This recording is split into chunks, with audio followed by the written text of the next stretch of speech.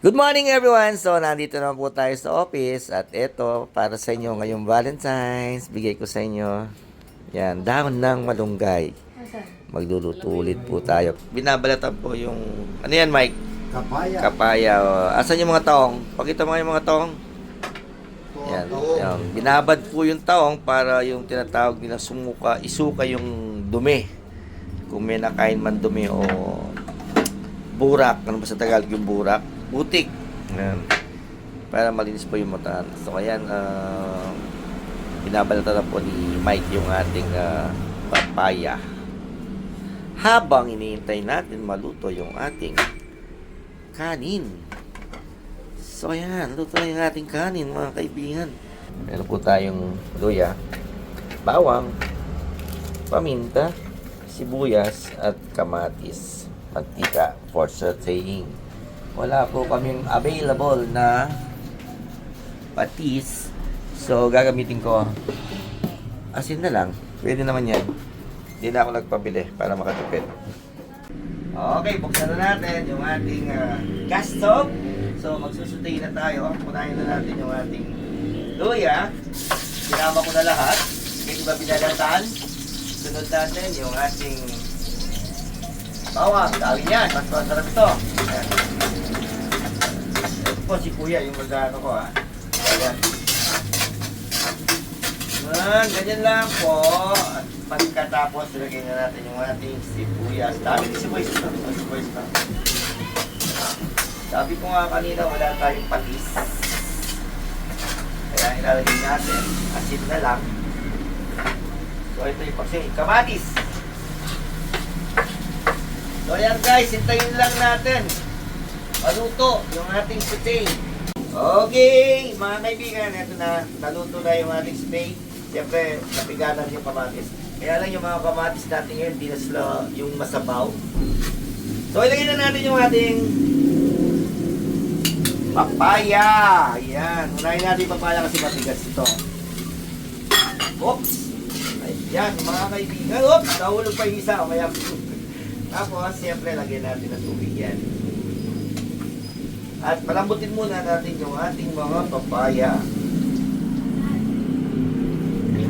So sabi ko nga, wala tayong patis. Gamit tayo kasi.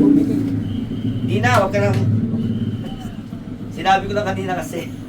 Okay siya. Sige, di bali, habol na lang natin. Ayan. Okay. At takpan natin para pulo, para lumambot yung ating mga papaya. Okay. At pagkatapos doon, siyempre, yung ating mga takong.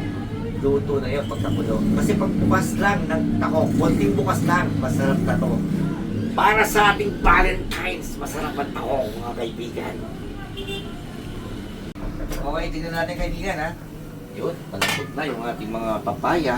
So, pwede na natin ilagay yung ating mga takong.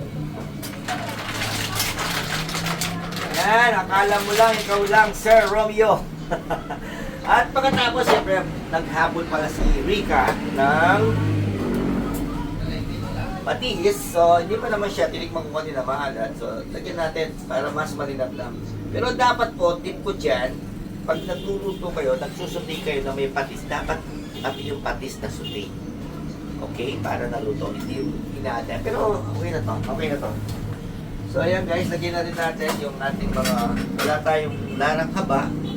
Pwede na itong mga larang maliliit.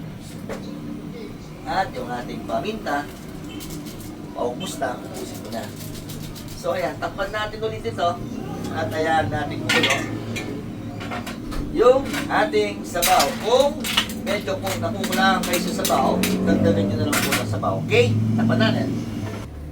Okay, eto na, tignan natin guys kung nakabuka na yung mga tahong. Pag nakabuka na yung mga tahong, ibig sabihin, luto na sila. Alauna! Bang! Ayun, no?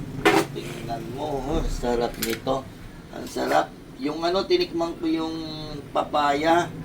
Half cook, ang sarap. So, ito, tikman natin yung sabaw. Ooh, yum, yum, yum! And finally, itatoppings natin yung ating malunggay leaves. Kita mo naman, oh. Napaka-healthy. Yan. Yung malunggay leaves, tamang-tama lang po yan. Mga 1 minute kulo. Okay na yan. Okay guys, luto na to. Kakain na kami. Thank you for watching. Hello and advance happy Valentine's. Love you.